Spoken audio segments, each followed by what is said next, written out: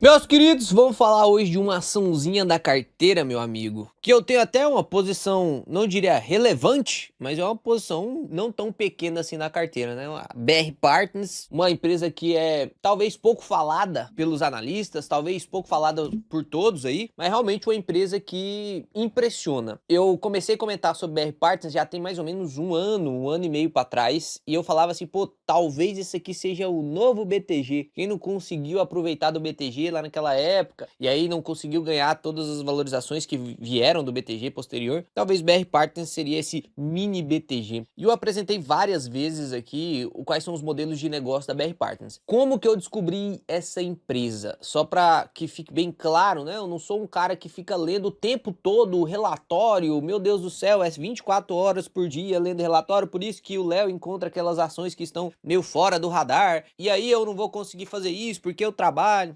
Calma, pegue seu cafezinho, toma seu cafezinho, cafezinho bom. Deixa eu te mostrar como que eu encontrei a BR Partners. A gente tem uma ferramenta chamada Word que faz o ranqueamento das ações. E na época que gravei vídeo para você do BR Partners, se você quiser fazer o exercício, entra no YouTube, entra no canal, pesquisa BR Partners lá, BRBI11, e veja os vídeos que eu gravei. Você vai ver lá que eu estava usando essa ferramenta e que BR Partners estava aqui nesse top 3 ações descontadas. Na época que ela estava lá na casa dos 14, 15 reais, depois ela até caiu um pouquinho para 13, né? A gente conseguiu comprar a BR Partners neste momento aqui, quando ela estava no top 3. E ela sumiu do top 3, sumiu do ranking, porque esse ranking aqui, ele usa os filtros da MGD, que eu ensino dentro da mentoria, aqui você consegue ter acesso a eles, né? Você não vai entender a conta matemática por trás, na mentoria eu ensino a fazer a conta matemática por trás. Mas aqui você consegue perceber que quando as ações estão em oportunidade, elas ficam ali no top 10, né? E aí quando ela sai de oportunidade, ela some do ranking, porque valorizou já. Então nosso objetivo é realmente comprar uma ação que está em primeiro no ranking aqui, se ela for boa, qualitativamente falando também, e esperar que ela desça. Por exemplo, BB Seguridade, ela passou bastante tempo aqui no top 1, começou a dar uma descida, segundo lugar. Por quê? Primeiro, é porque Grandene desvalorizou e aí subiu aqui no ranking, e porque BB Seguridade valorizou, a gente comprou ela a 33, né? Loucura. E olha só quem é que tá aparecendo de novo aqui no ranking. BR Partners, tem até Porto Seguro aqui, vocês querem um vídeo de Porto Seguro? Então, Porto Seguro também dá pra fazer um vídeo a respeito. Nunca aparecia no ranking, apareceu agora. Por quê? BR Partners tinha assumido o ranking, apareceu de novo. Por quê? Então vamos dar uma olhada sobre o que é a BR Partners. BR Partners é uma das empresas que só tem listado na bolsa o ticker 11, ou seja, a Unity, apesar de existir a BR Partners 3 e BR Partners 4, tá? A 11, ela é constituída por uma 3, duas 4,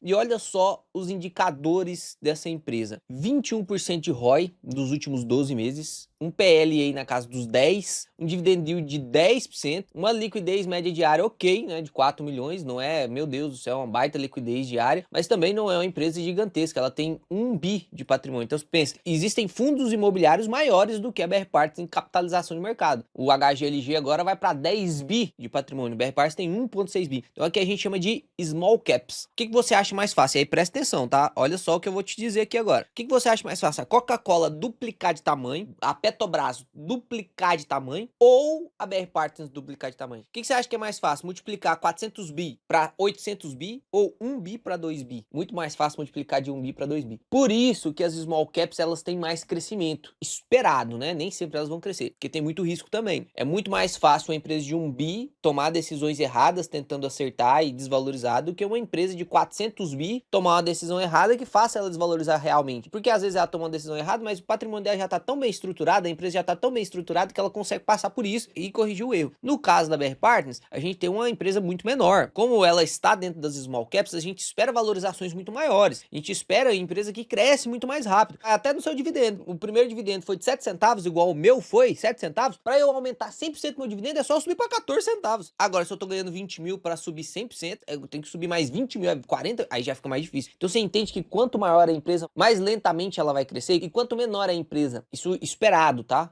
Às vezes uma empresa gigantesca pode crescer pra caramba e uma pequena pode não crescer, principalmente nesse momento de taxa de juros. Mas o esperado pelo mercado é que small caps cresçam mais. E por isso elas são normalmente mais caras, que a gente consegue ver o PL de 10 aqui. O que é então a BR Partners? A gente vai ver, faz sentido realmente investir numa empresa desse nível. 52% de margem, 21% de ROI, absurdo isso aqui. 52% de margem, 21% de ROI, absurdo. Então a primeira coisa que a gente tem que fazer é entrar aqui no RI da empresa, tá? Então vamos entrar aqui no RI empresa. Chegando aqui, a gente vai entrar aqui no central de resultados. A gente vai baixar aqui o último resultado pra gente dar uma lida. É sempre interessante, eu vou te dar aqui uma recomendação de vida mesmo, tá? Principalmente na vida como investidor. Isso é muito importante. Sempre quando você tem documentos parciais e documentos completos, sempre prefira começar pelos documentos parciais. E aí, sempre quando você precisar complementar o seu conhecimento ali, você vai pro documento completo. Então, normalmente, você sempre vai começar pela apresentação de resultados e aí depois você vai pro release, né? No caso aqui, a gente já vai direto pro release, que eles não deixaram a apresentação, porque BR Partners, o próprio release dela já é quase que uma apresentação. E aí, no caso aqui, seria este o documento base. A gente tem a gravação da videoconferência que você pode ver o Ricardo Lacerda também respondendo algumas perguntas. O Ricardo Lacerda é o CEO da BR Partners e ele vem de um histórico absurdamente grande e bem sucedido nessa área bancária. Então, quando eu decidi aportar em BR Partners, lá um tempo atrás,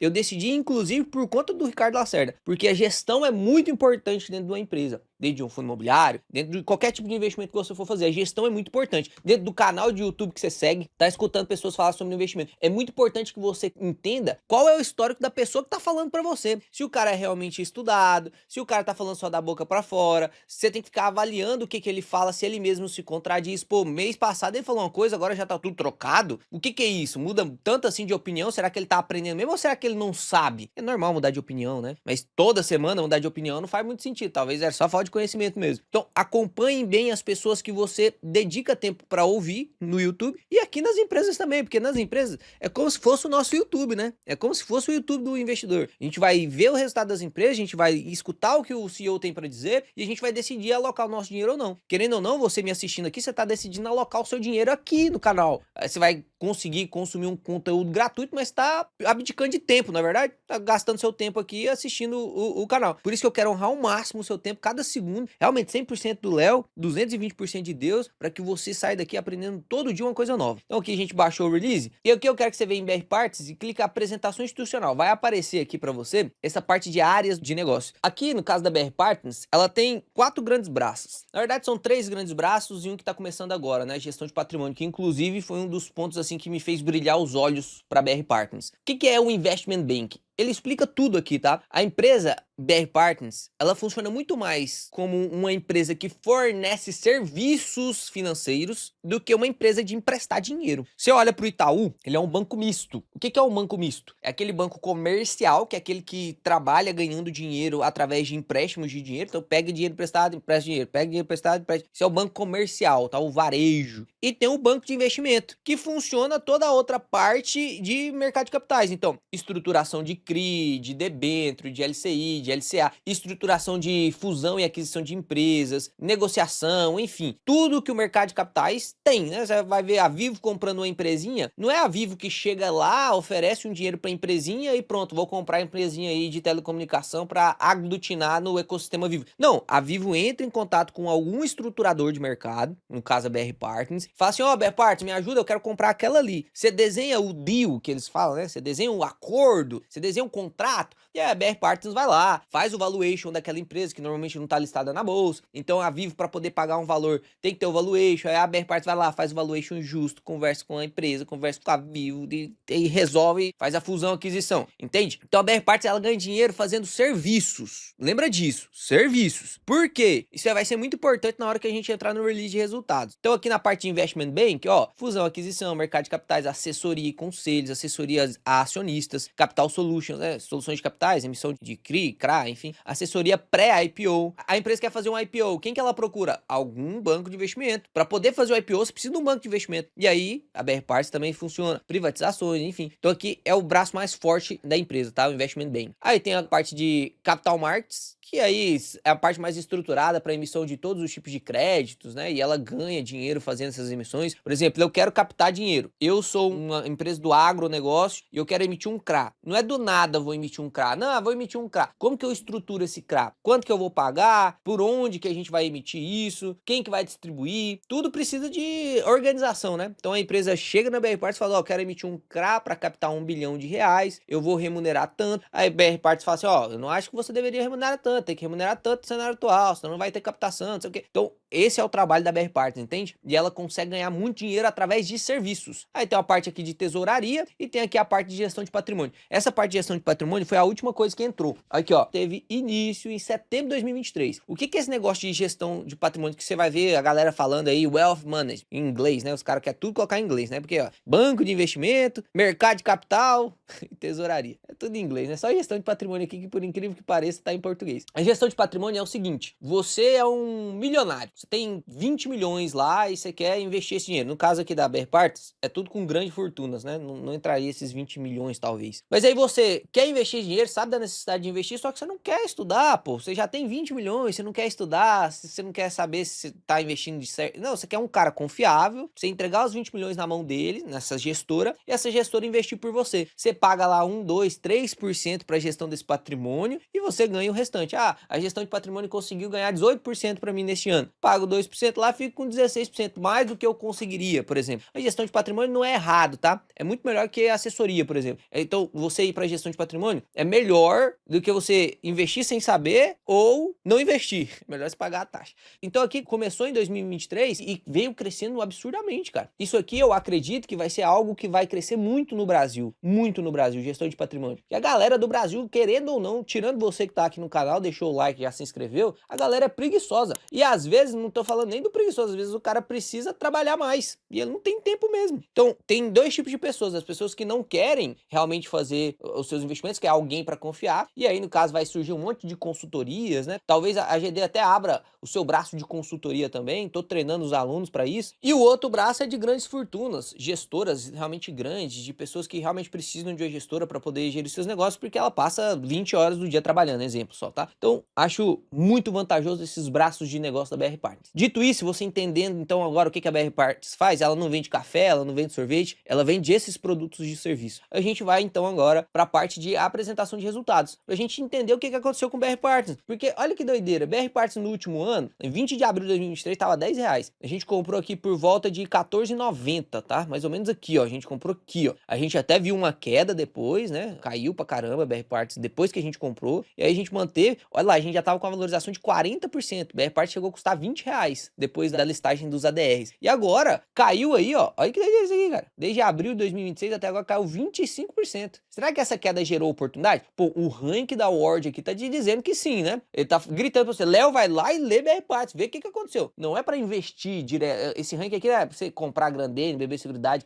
Não, você lê Grandene, lê Grandene, né? Lê BB Seguridade, lê pra você decidir entre essas quais são as melhores no termo qualitativo também, porque no quantitativo eles estão bons. Inclusive, se você quiser ter acesso a esse rank, além desse rank, tem um rank de FIs também, tem a parte de análise de ativos, tem valuation fluxo de caixa, e que inclusive você consegue ver aqui meus valuations aí do Luan também, que é um outro dono de um canal aí muito top também, que depois pode acompanhar ele, o Mirar Invest. Se você quiser, vou deixar o QR Code aqui, ó, pra você assinar o Word aí e realmente economizar muito tempo da sua vida e provavelmente reduzir seus erros aí a quase 0%. Você vai ter preço teto pra poder aportar, você vai ter rank, não tem que comer, não, só se você for louco. Então vamos lá, destaques financeiros, finalmente, são 17 páginas assim. Depois que a gente lê isso aqui, a gente vai calcular o preço teto BR Partners, tá? E aí você vai ter ideia até quanto você pode pagar em BR Partners, na minha visão, óbvio, né? Aqui, ó, performance financeira. O CAGR de receita desde o pré-IPO. Ela fez a IPO em 2021, mas ela existia antes, né? Ela já existe há 16 anos. Então tem muito tempo que ela existe. E ela tá mostrando o crescimento da receita desde o primeiro dia de existência até hoje. Quanto que cresceu por ano? A média. Olha que doideira. Crescimento de receita de 15,9% ao ano. Isso aqui é absurdo. O crescimento de receita todo ano de 15% é absurdo. Só que não é o suficiente. A gente tem que ver o quanto que cresce o lucro também. Porque se cresce a receita, mas os custos sobem pra caramba, o lucro fica elas por elas. Aí talvez seria melhor eu ter uma empresa mais enxuta, entende? Então aqui a gente consegue ver que a receita total do primeiro TRI de 2026 subiu 5,7% em relação ao primeiro TRI de 2025. Receita com clientes subiu 7,7%. E aqui vem a primeira notícia ruim de BR Partners e que a galera ficou assustada pra caramba e que provavelmente foi causa da venda aí de BR Partners, grande parte da galera, né? Olha o lucro, caiu 12,5% em relação ao último TRI de 2025 e caiu 15,3% em relação ao trimestre anterior. Há 3 meses atrás, caiu 15% do lucro. Nossa, o que aconteceu, né? A margem líquida do primeiro TRI, 28%, sendo que a margem líquida média da empresa é 50%. Então, esse primeiro TRI de 2026 aconteceu alguma coisa que consumiu o lucro. A receita subiu, mas consumiu o lucro. O que aconteceu? Só tem aqui no meio disso, né? Da receita receita para virar lucro? Só tem imposto, despesa, custo operacional. O que que aconteceu? Alguma coisa aconteceu. Ou eu tô pagando imposto pra caramba, porque a minha otimização tributária não é boa, eu tô pagando 70% de imposto. A otimização tributária é horrível, né? Porque você deveria pagar no máximo 34%. Será que é o custo, então, despesa? Pô, tô pagando uma quantidade inflada de funcionários. A gente vai ver isso aqui, né? Então o índice de eficiência do primeiro tri subiu para 55,9. Quem lembra que eu já ensinei para vocês aqui no canal o que é o índice de eficiência que você tem que olhar nos bancos. Se você tá escutando isso aqui e não sabe o que é o índice de eficiência, de duas uma, ou você não é inscrito no canal, eu te convido a se inscrever para que você aprenda de verdade sobre investimentos, ou você tá assistindo os vídeos e não tá prestando atenção. Anota, quando eu falar para você anotar, você anota e aí você revisa pelo menos uma vez por semana. Você vai subir até o seu QI. O índice de eficiência nada mais é do que as despesas, anota agora se você não sabia, tá? Despesas dividido pela receita. Ou seja, vamos supor que eu tenho uma despesa de R$10 e uma receita de 100. Quanto que é meu índice de eficiência? 10%. Vamos supor agora que eu suba a minha despesa. R$20 de despesa e 100% de receita. Quanto que vai ser o índice de eficiência? 20%. Percebe uma coisa? Se eu tenho mais despesa, de 10 para 20, eu subi a despesa, eu aumentei o índice de eficiência. Contraintuitivamente, porque a gente pensa assim, pô, se eu aumento o meu índice de eficiência, teoricamente eu tô ficando mais eficiente. Não, o índice de eficiência é o contrário, parece paradoxal, né? Mas é o contrário. Aqui, quanto maior o índice de eficiência, menos eficiente eu tô sendo. É como se eu estivesse gastando 55% da minha receita em despesa. É como não? É isso. Eu tô gastando 55% da minha receita em despesas. Então aqui teve alta do índice de eficiência, né? Isso é ruim. E aqui o índice de remuneração subiu, ó. Então a gente consegue já ver da onde que tá vindo. Índice de remuneração é o quanto a gente tá pagando para funcionário. Subiu. Provavelmente as despesas que aumentaram foram custo com pessoas. O índice de Basileia é de 22,4. O índice de Basileia é totalmente saudável aqui na BR Partners. É às vezes até mais exagerado do que deveria. É muito seguro realmente. Tanto que o próprio CEO, o Ricardo Lacerda, fala que a intenção dele não é crescer carteira de crédito, né? O braço desse tipo de empresa é totalmente diferente. Então eu não se preocupe tanto com o índice de Basileia aqui no caso da BR Partners, não. Óbvio, se tiver amassado, você vai ficar preocupado com a segurança. Se tiver muito alto também, você não vai ficar, mas tá deixando de rentabilizar. É porque o jeito que você tem que olhar para o índice de Basileia do Itaú, do Banco do Brasil, é diferente do jeito que você tem que olhar para o índice de Basileia aqui do BR Partners, tá? Então aqui a parte de Investment Bank, a gente sabe que nesse momento com taxa de juros alta, as empresas terão dificuldades para emitir debêntures ou CRI, CRA, LCI, LCA, vai ter dificuldade para fazer IPO. Pô, a gente tem 5 anos sem IPO. 5 anos sem IPO. Agora uma empresa vai fazer um IPO aí, né?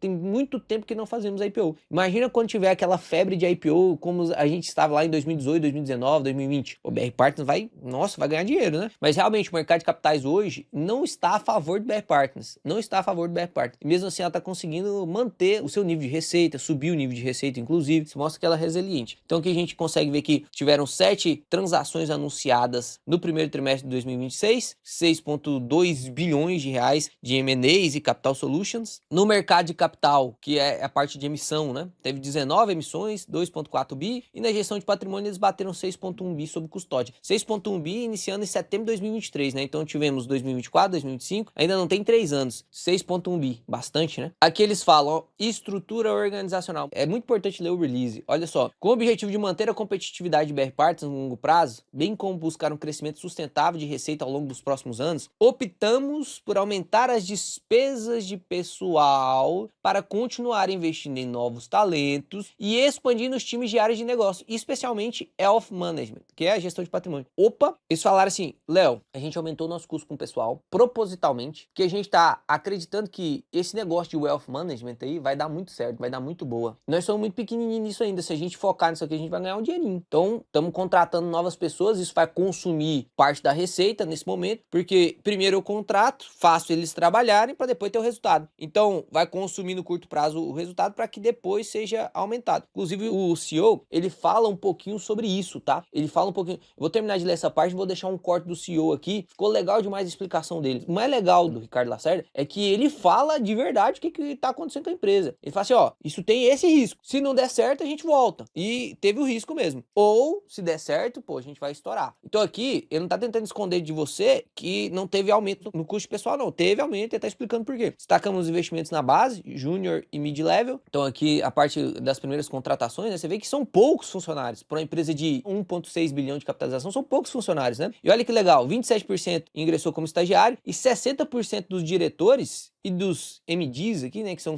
os principais aqui, os diretores top nível ali, todos eles foram promovidos internamente. 60% desses 27 pessoas foram promovidas internamente. Foram pessoas que entraram aqui do Junior Level. É basicamente o jeito que a geração de dividendos funciona. Hoje os moderadores são dos melhores alunos das turmas. Eles são moderadores hoje. O Pedro, por exemplo, que hoje é sócio, foi aluno também. Então olha que legal, né? Isso aqui é muito legal. Isso é um tipo de modelo de negócio que eu acredito. Então eles têm 206 funcionários hoje. Você vê que eles crescem aqui em degraus. Então subiu daqui para cá 20 funcionários, aí depois daqui para cá mais 20 funcionários, aí agora mais 20 funcionários. Então aqui a gente teve aí realmente aumento no custo. E eu vou até deixar um cortezinho aqui do Ricardo Lacerda, tá? Vai ser 3 minutinhos aqui do Ricardo falando dessa parte, que eu acho muito interessante você escutar isso da própria boca dele, não da minha. Olha, dá uma conferida. Em relação à questão do custo, né, do aumento de despesa de pessoal, eu acho que é muito importante a gente salientar, como o Vinícius colocou no resumo dele, que essa é uma decisão consciente nossa, né, de ampliar a nossa capacidade de originação e de execução nas diversas áreas que a gente atua. Eu acho que num mercado como esse, cada um toma suas decisões, né? Então você tem aí bancos que estão aumentando o portfólio de crédito, estão tomando mais risco, né, no sentido de tentar ampliar as receitas, e esse não é o nosso DNA. O nosso DNA é um DNA de serviços. Então, como a gente vê um ambiente com muita oportunidade, como a gente tem visto que o nosso pipeline tem melhorado, a gente tomou a decisão, em vez de colocar o pé no freio, colocar um pouquinho o pé no acelerador, para poder, tanto no IB, quanto no DCM, quanto na tesouraria, mas principalmente na área de wealth, a gente expandir a nossa equipe. A gente está muito satisfeito com o esforço que a gente tem feito em wealth management, mas obviamente que isso coloca um pouquinho mais de pressão no nosso resultado de curto prazo, né? Como a gente viu nesse primeiro TRI, e a gente deve ver isso ao longo desse ano um pouquinho mais, porque a gente está, digamos assim, preparando a firma para poder atuar num nível de receita muito maior, né? Então, a gente está mirando realmente na alavancagem operacional, que é, de agora até os próximos 3 anos, aí, buscar uma receita próxima de 1 bilhão. Seria um crescimento significativo em relação ao que a gente tem hoje. Então, a gente está fazendo esse fine-tuning aí das equipes, né, das despesas, de modo a estar preparado para capturar aquilo que a gente enxerga que pode vir aí nos próximos trimestres. É importante ressaltar que isso é uma decisão consciente nossa, né? A gente não é que nós estamos com um custo de pessoal saindo de controle, ou que a gente esteja, digamos assim, comprometendo a nossa alavancagem operacional. Muito pelo contrário, a gente está querendo, né, aumentar a nossa alavancagem operacional. E se você olhar em toda a história do BR Partners, a gente não cresceu linearmente, a gente cresceu em etapas, né? Como se fossem degraus, né? Você se estrutura e cresce e depois vai buscar um mercado um pouco maior. Obviamente que isso tem riscos, né? Se a gente sentir que existe uma mudança radical do cenário, com redução de oportunidades, um cenário crítico, né? Ou um cenário aí desastroso, como era Dilma, essas coisas todas, a gente tem como reverter isso de maneira relativamente rápida, mas não é o que a gente está enxergando, né? O que a gente está enxergando é um pipeline muito melhor, é um nível de diálogo muito importante com os principais players nos mercados que a gente atua. Então, a gente resolveu reforçar a nossa musculatura para poder capturar isso. E aí, é um pouco de cada coisa, tá, Leduc? A gente aumentou bastante na parte de reestruturação de dívida, a gente aumentou um pouquinho também no M&A, na parte de tesouraria e também na parte de DCM, pouco, mas assim, marginalmente também houve um aumento. E aí, na parte de wealth management, é onde a gente tem dedicado mais aí a nossa expansão, os nossos recursos, e a gente quer fazer com que esse negócio cresça de maneira mais acelerada. Aqui agora a gente fala da evolução de mercado. Então aqui a gente consegue ver o M&A, né, que é Merge and Acquisitions, que na verdade é fusão e aquisição. Tem que falar em inglês para aumentar a complexidade um pouquinho, né, que senão... Olha, aqui é bem claro a gente ver o quanto que a taxa alta atrapalha esse negócio. Olha, quando a taxa estava bem baixinha, o quanto de transações M&As foram anunciadas no Brasil. Olha isso aqui. Olha agora no momento que a taxa estava bem alta, aqui 3,75, olha lá, bem menos, né? Agora 14,50, bem menos. A BR Partners ganha bastante dinheiro com M&A. Inclusive ela é reconhecida por fazer bons M&As, por realmente ajudar ajudar as duas partes da fusão ou da aquisição. E normalmente a galera procura a BR Partners mesmo. Só que com menos pessoas querendo fazer M&As, a BR Partners vai ter menos trabalho. Se ela tem menos trabalho, lembra que ela ganha dinheiro fornecendo serviços? Vai ter menos dinheiro então de serviços. Mosquito aqui, cara. Uma borboletinha. E aqui a parte de mercado de capitais das emissões, tá? Então, evolução de mercado M&A é uma coisa, mercado de capitais é outra. Olha o tanto de emissão que eles fizeram. Debêntures, CRI, CRAF, DIC. Isso aqui é impressionante, né? Eles estão conseguindo emitir mesmo um cenário ruim. Imagina quando o cenário melhorar. O quanto que eles não vão emitir. E eles vão ganhar percentual sobre tudo que eles emitem, né? Então, realmente, aqui vai ficar legal pra caramba quando se resolver essa parte de pressão das taxas de juros. Agora vamos para os indicadores financeiros. Então aqui a gente consegue ver que a receita aumentou, mas o lucro líquido diminuiu, né? O lucro líquido diminuiu consideravelmente, a margem diminuiu, o ROI caiu de 22 para 19, 19 ainda é muito de ROI, né? É muito de ROI, mas estava lá na média de 20, 21% de ROI, uma small cap com 20% de ROI, absurdo, né? Na época que eu investi na BR Partners, esse foi um dos motivos também. Aqui ele mostra o crescimento da receita com clientes e o crescimento da receita com a parte de Investment Bank. Então aqui a parte de Investment Bank cresceu 10% aí, nesse período de 2020, 2025, e olha só o que realmente cresceu, né? Receitas de negócios não cíclicos. A gente teve um crescimento anual composto, desde o pré-IPO, de 27%, absurdo. E o Investment Bank de 1,6%, tá mais parado mesmo. O crescimento da receita total, desde o pré-IPO, foi aqueles 16%. Aqui a gente consegue ver a DRE. Vamos dar uma olhadinha aqui, ó. Receita total, 134 milhões. Da onde que veio? Grande parte da parte de Investment Bank, parte de taxas, né? E o Capital Market, que também é a parte de emissão. Então, taxa para fornecer os seus serviços de Investment Bank e as taxas para emitir tudo aquilo que ela consegue de emissão. 84 milhões, então, dos 106 milhões aqui que ela fez. Aí veio um pouco de tesouraria e ainda veio 4 milhões aqui de gestão de patrimônio. Tá vendo que é bem pouquinho? É bem pouquinho ainda sobre o total de receita. Pô, são 3, 4%. E a intenção é que esse gestão de patrimônio, na minha opinião, acredito que o Ricardo Lacerda tá olhando isso aqui com bons olhos para compor aí 10% da receita, talvez, né? E aqui teve a remuneração do capital, porque o capital próprio, lembra que tem índice de Basileia, 22%, capital próprio fica investido, e aí teve remuneração sobre o capital próprio do banco. Então, 134 milhões, tivemos despesas 91 milhões, né? E grande parte dela vem de pessoal e administrativa, tá vendo? 80 milhões. Então o resultado operacional foi 43, tirou o imposto, deu 37. Caiu o lucro mesmo, a grande aposta foi aqui. Na parte de gestão de patrimônio, eles seguem crescente na parte de dinheiro captado, tá na média aí dos milhões e milhões por trimestre. E a gente consegue ver aqui o quanto que a gente tinha de capital sob gestão, de 5,5 bi no primeiro tri de 2025 e agora no primeiro tri de 2026, 6 bi. Inclusive o Lacerda fala que a intenção deles é que essa parte de gestão de patrimônio bata os 30 bilhões, né? E o mais rápido possível. Hoje está 6 bilhões. Ele falou que esse negócio, para ele ser girado de maneira efetiva, precisa de ter muito ativo sob gestão. Então, realmente, 6 bi é só a fase atual. Acredito realmente que vai crescer. O Ricardo Lacerda acredita também que vai crescer, né? Então, ele que tá mais por dentro do negócio do que eu, acredito que vai crescer. Inclusive, tá fazendo contratações para isso. Citou que pode fazer crescimento inorgânico. Crescimento orgânico é aquele que a empresa vai crescendo, né? Por conta própria. E o inorgânico é aquela que ela compra empresa. Por exemplo, tem uma empresa já, uma corretora, ou então uma gestora que já tem 10 bi sobre patrimônio. Vai lá e compra essa gestora, pega esses 10 bi sobre patrimônio e agora fica com 16 bi. Esse é o crescimento inorgânico. Acredito muito que vai crescer pra caramba aqui, né? Esse crescimento inorgânico. Falando sobre o ROI, inclusive uma perspectiva do ROI, a empresa mostra aqui o quanto que a Selic média está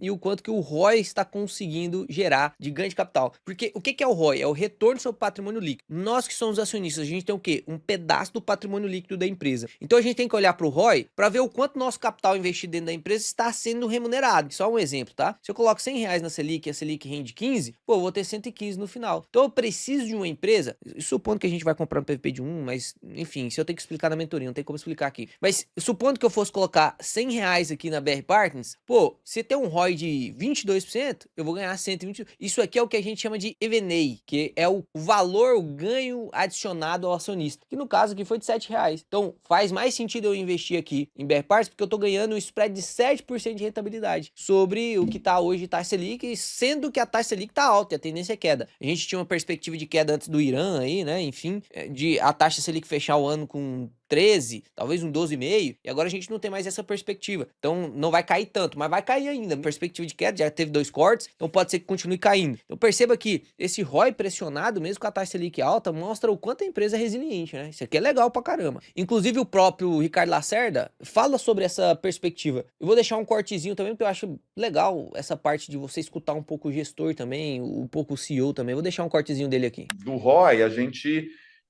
espera sim manter esse ROI, né? O nosso objetivo aqui é 20 mais 20, né? Então a gente sempre fala que é crescer, olhando ao longo aí do horizonte, as nossas receitas top line acima de 20%, mantendo um ROI acima de 20%.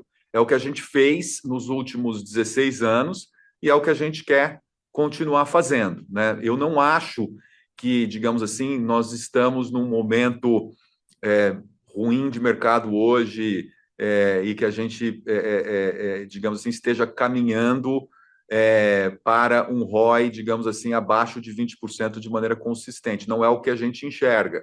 A gente enxerga, né,